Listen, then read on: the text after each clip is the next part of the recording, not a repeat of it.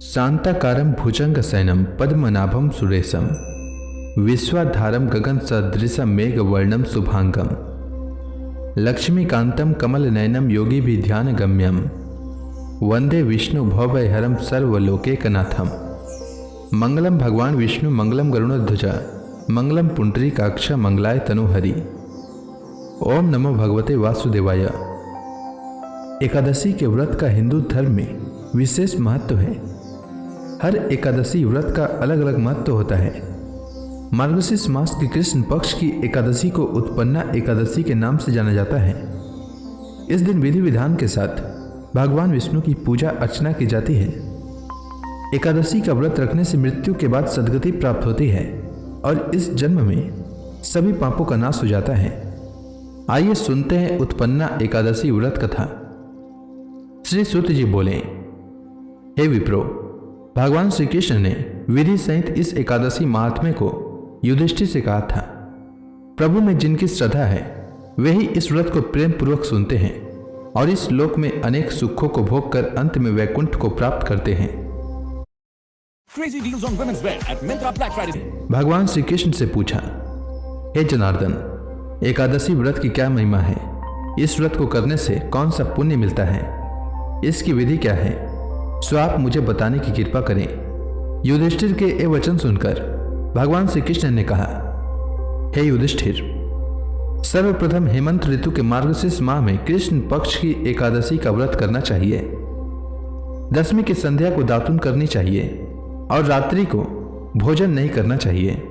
एकादशी को प्रातः संकल्प नियम के अनुसार कार्य करना चाहिए। मध्याह्न को संकल्प पूर्वक स्नान करना चाहिए।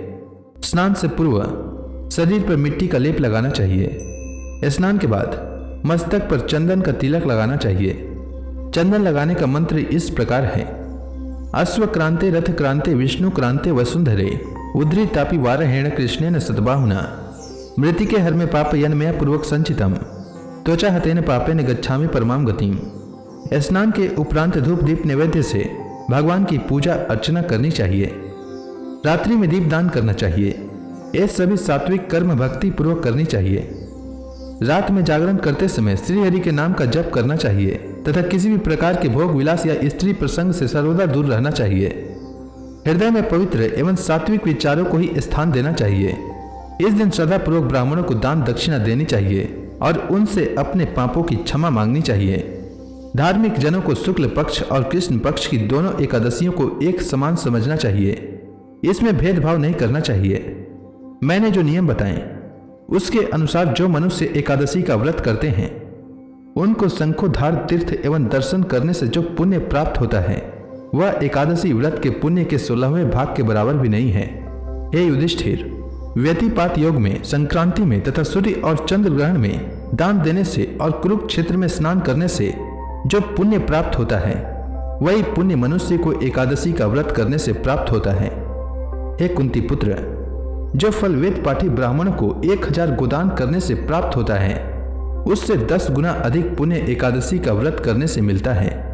10 श्रेष्ठ ब्राह्मणों को भोजन कराने से जो पुण्य प्राप्त होता है वह एकादशी के पुण्य के 10वें भाग के बराबर होता है। निर्जल व्रत करने का आधा फल एक बार भोजन करने के बराबर होता है। अतः एकादशी व्रत करने पर ही यज्ञ दान तप आदि फल मिलते हैं, अन्यथा नहीं। अतः एकादशी का व्रत अवश्य ही करना चाहिए। इस एकादशी के व्रत में शंख से जल नहीं पीना चाहिए। मांसाहार तथा अन्य निरामिष आहार का एकादशी के व्रत में सर्वथा निषेध है। एकादशी व्रत का फल 1000 यज्ञों से भी ज्यादा है। भगवान श्री कृष्ण के वचन सुन युधिष्ठिर ने कहा, हे प्रभु, आपने इस एकादशी व्रत के पुण्यों को अनेक तीर्थों के पुण्य से श्रेष्ठ तथा पवित्र क्यों बतलाया है? कृपया करके यह सब आप विस्तार पूर्वक कहिए। श्री कृष्ण भगवान बोले, हे युधिष्ठिर, सतयुग में एक महाभयंकर दैत्य हुआ करता था। उसका नाम मूर था। उस दैत्य ने इंद्र आदि देवताओं पर विजय प्राप्त कर उन्हें उनके पद से हटा दिया। तब इंद्र ने भगवान शंकर से प्रार्थना की, हे भोलेनाथ, हम सब देवता मूर दैत्य के अत्याचारों से दुखी होकर मृत्यु लोक में अपना जीवन व्यतीत कर रहे हैं। राक्षसों के भय से हम बहुत दुख और कष्ट भोग रहे हैं। मैं स्वयं बहुत दुखी और भयभीत हूं। अन्य देवताओं की तो बात ही क्या करें। अतः है कैलाशपति, कृपया कर आप मूढ़ दैत्य के अत्याचार से बचाने का उपाय बतलाइए। देवराज की प्रार्थना सुन शंकर जी ने कहा, हे देवेंद्र, आप भगवान श्रीहरि के पास जाइए। मधु कैटभ का संहार करने वाले भगवान विष्णु देवताओं को अवश्य ही इस भय से मुक्त करेंगे। महादेव जी के आज्ञानुसार इंद्र तथा अन्य देवता क्षीर सागर गए, जहां भगवान श्रीहरि शेष शैया पर विराजमान थे।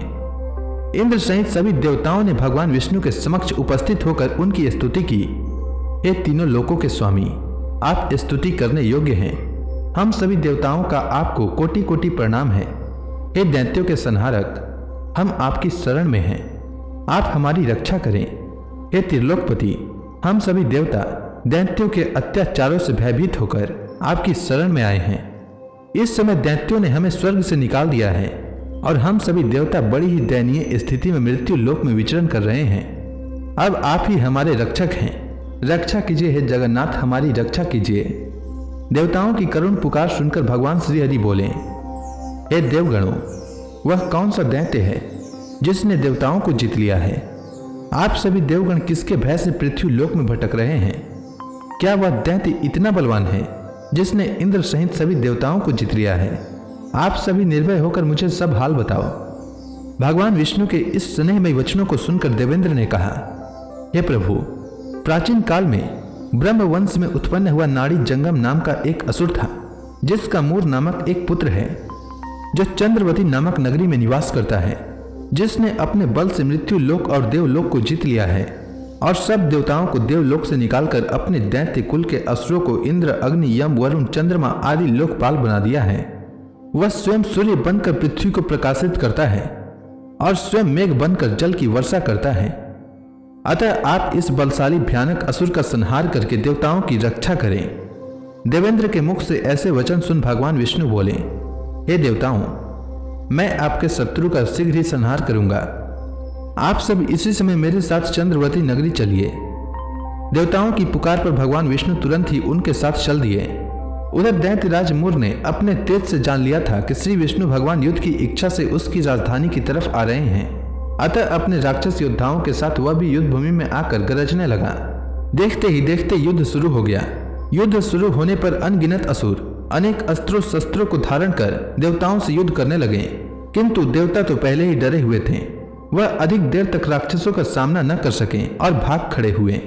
तब भगवान विष्णु स्वयं युद्ध भूमि में आए। दैत्य पहले से भी ज्यादा जोश में भरकर भगवान विष्णु से युद्ध करने लगे। वे अपने अस्त्र शस्त्रों से उन पर भयंकर प्रहार करने लगे।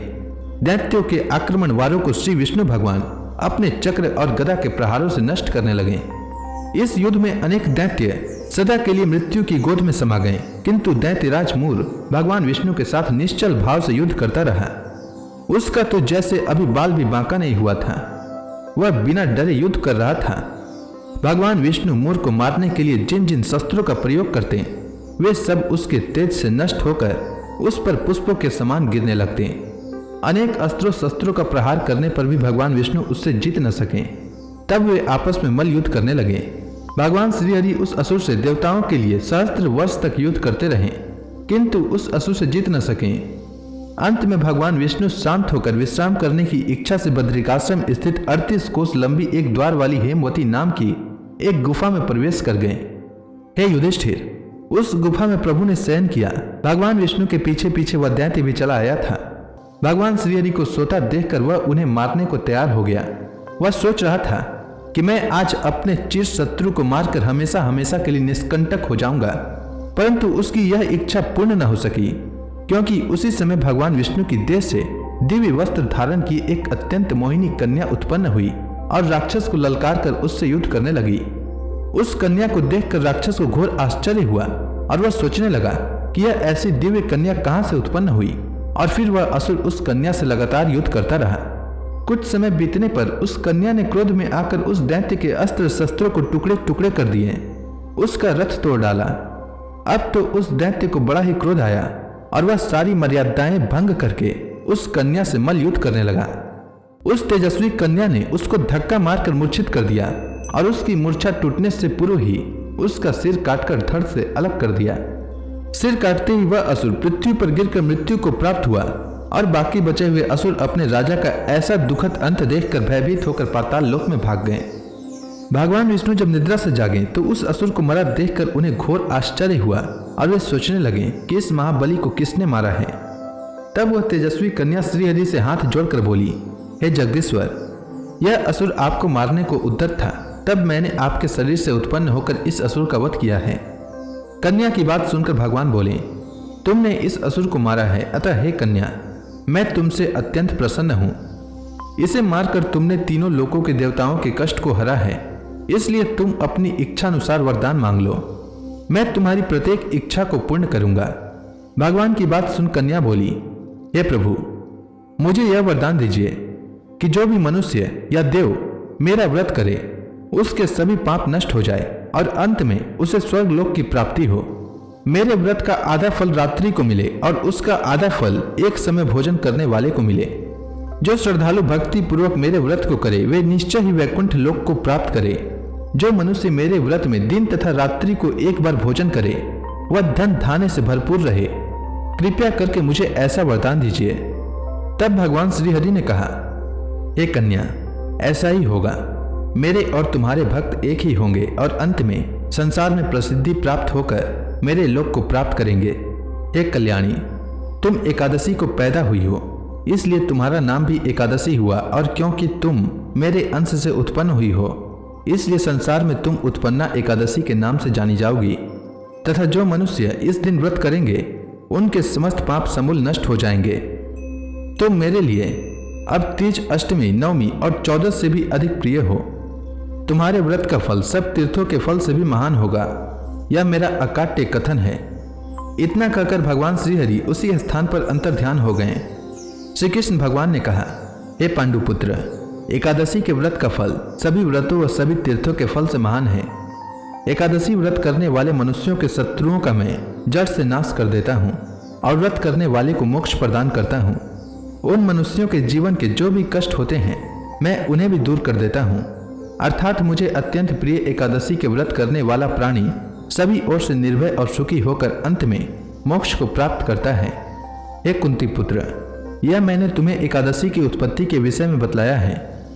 एकादशी व्रत सभी पापों को नष्ट करने वाला और सिद्धि प्रदान करने वाला है। जो मनुष्य एकादशी महात्म्य का श्रवण व पठन करेंगे उन्हें अश्वमेध यज्ञ के समान फल प्राप्त होगा। यह मेरा अकाट्य कथन है। तो इसी के साथ उत्पन्ना एकादशी व्रत की कथा समाप्त होती है। उम्मीद है आपको यह कथा अच्छी लगी होगी। तो प्रेम से बोलिए भगवान विष्णु की जय, श्री कृष्ण भगवान की जय, एकादशी माता की जय, समस्त देवी देवताओं की जय। अब आप सभी भक्तगण हाथ जोड़कर भगवान श्री हरि का ध्यान करें।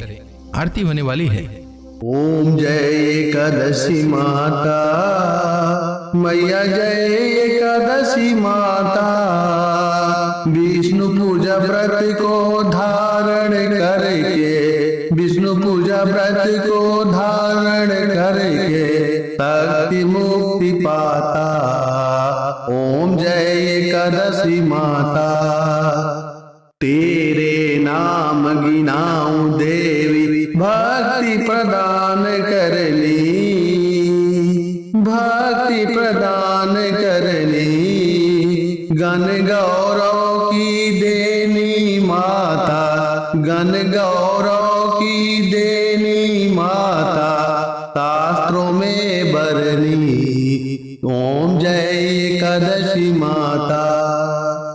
मार्गशीर्ष कृष्ण पक्ष की उत्पन्ना, विश्व तारणी जनमी मैया, विश्व तारणी जनमी। शुक्ल पक्ष में हुई मोक्षदा, शुक्ल पक्ष में हुई मोक्षदा, मुक्तिदाता बन के भरमी। ओम जय एकादशी माता। पौष के कृष्ण पक्ष की सफला नामक है, शुक्ल पक्ष में होए पुत्रदा, आनंद अधिक रहे। ओम जय एकादशी माता। नाम सट तिला माघ मास में कृष्ण पक्ष आवे मैया, कृष्ण पक्ष आवे। शुक्ल पक्ष में जया कहावे, शुक्ल पक्ष में जया कहावे, विजय सदा पावे। ओम जय जय एकादशी माता। बीजा फाल्गुन कृष्ण पक्ष में शुक्ला अमला की, मैया शुक्ला अमला की। पाप मोचनी कृष्ण पक्ष में चैत्र महाबली की। ओम जय एकादशी माता। चैत्र शुक्ल में नाम कामदा धन देने वाली, मैया धन देने वाली। नाम बरूथनी कृष्ण पक्ष में बैसाख माहवाली। ओम जय एकादशी माता। शुक्ल पक्ष में होए मोहिनी अपराज्येष्ठ कृष्ण पक्षी, मैया अपराज्येष्ठ कृष्ण पक्षी। नाम निर्जला सब सुख करने शुक्ल पक्ष रखी। ओम जय एकादशी माता।